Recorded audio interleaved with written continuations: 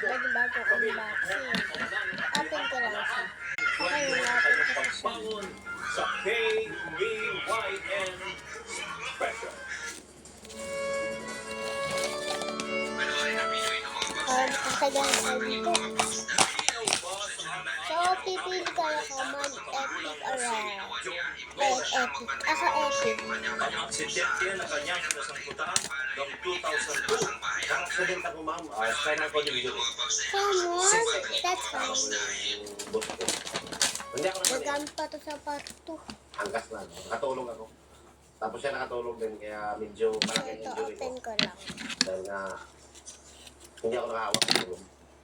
Nang magkamalay na sa ospital na, tinapat ng doktor si Joe na hindi na sa muling makalalakad pa. Strawberry po Masakit yan. ang gabi na sabihin ka ng doktor na hindi na makatayo. So, nagdan na siya. Kalabas na rin So, sa ito ospital. naman. Tumawan man. Halos irritable. Wala. Naaway ko lahat ng Hindi mo siya nakita to yan. month ng buhay. Gusto kong tumayo, ayaw. Pakiramdam ni Joe, patapon na ang kanyang buhay.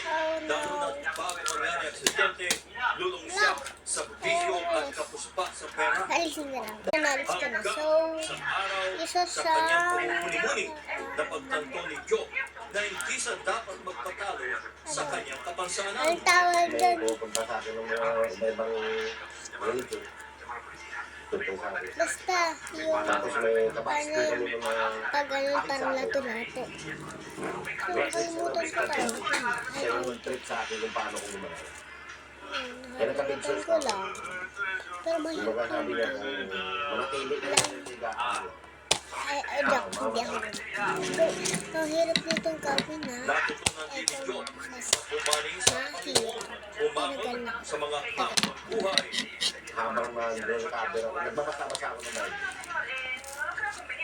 Doctor, hindi siya kalaki ha. kaya sa kabila ng kasanan, nakasloob si John na namasukan at ginamit ang kaalaman ko bilang Nabuksan aksidente. ko na.